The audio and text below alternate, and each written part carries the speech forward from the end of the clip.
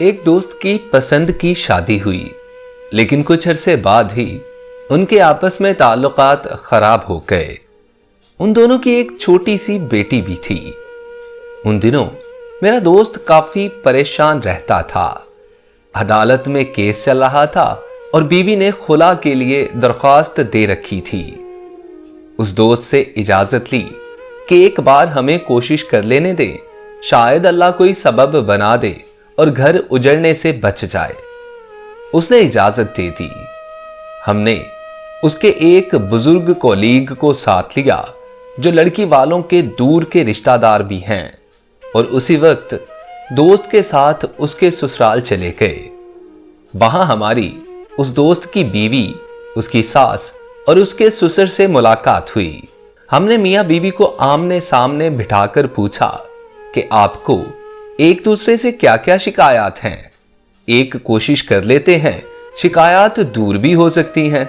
जिसकी भी गलती हुई उसे एहसास दिलाकर शिकायत खत्म करने की कोशिश करेंगे।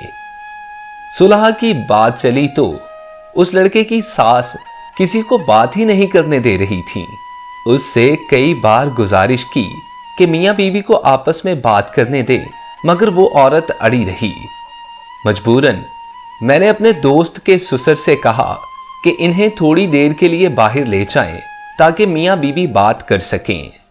लड़की की मां जैसे ही बाहर गई तो वह लड़की फूट फूट कर रोने लगी। इसी दौरान हमने उसे समझाया कि अलहदगी से सबसे बुरा असर उनकी बेटी पर पड़ेगा जो अभी बहुत छोटी है, और आप लोगों को एक दूसरे से कोई ऐसी शिकायत भी नहीं है कि जिसका अजाला ना हो सके।